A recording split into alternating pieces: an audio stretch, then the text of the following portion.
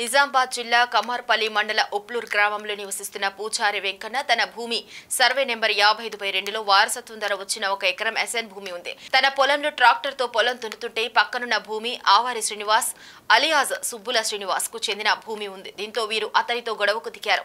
బాధితుడు తన పొలాన్ని ఆక్రమిస్తున్నారని చెప్పి సాయం కోసం కమార్పల్లి పోలీస్ స్టేషన్ కి వెళ్లాడు. అక్కడ ఉన్న ఎస్ఐ రాజశేఖర్ కు ఫిర్యాదు చేశాడు బాధితుడు. ఫిర్యాదు చేసినా కానీ ఎలాంటి లాభం లేదంటూ ఆ వ్యక్తిని రోజు పోలీస్ స్టేషన్ చుట్టూ తింపుకుంటూ మరలా ఫోన్ చేస్తూ ఆ ట్రాక్టర్ తో దున్నిన నెంబర్ చెప్పు లేదంటే డ్రైవర్ నెంబర్ చెప్పు, శ్రీనివాస్ కు భూమి ఇచ్చే లేదంటే గంతో కాలుస్తా అని బాధితుడు మీడియాతో వివరించారు. తనకు ఎలాంటి న్యాయం జరగటం లేదని ఆర్మూరు ఏసీబీ కార్యాలయంలో ఏసీపీకి ఎస్ఐపై ఫిర్యాదు చేయడం జరిగింది. అక్కడ ఎకరం భూమి గవర్నమెంట్ ఇచ్చిన భూమి కాపుడు దున్నుకుంటూ అంటున్నాడు.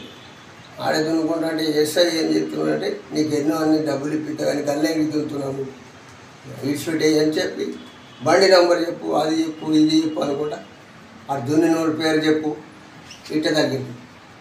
ఎస్ఐ బెదిరిస్తున్నాడు. ఏం బెదిరించాడు? ఎస్ఐ ఏమని బెదిరించాడు? నువ్వు బండి నెంబర్ చెప్పు, బండి ఓడి తెచ్చింది దున్నింది, ఆ బండి పేరు చెప్పు అంటున్నాడు. అంటే నేనే దున్నిపించిన, నేనే రోడ్డు పోను నచ్చిన బండిని పెట్టుకున్నా అని నేనన్నా.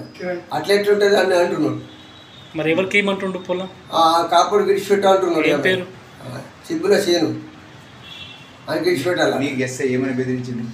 ఎస్ఐ ఏమంటున్నాడు అంటే నీకు దున్నేటి హక్కే ఉన్నది, ఎట్లా దున్నావు, తెల్లం దాకా దున్నావు, పొద్దు దాకా దున్నావు, నువ్వు నాకు చెప్పాను నీ ఇట్లా చేసినావు అట్లా చేసినావు అనుకుంటా ఆదాస్తున్నాడు నన్ను.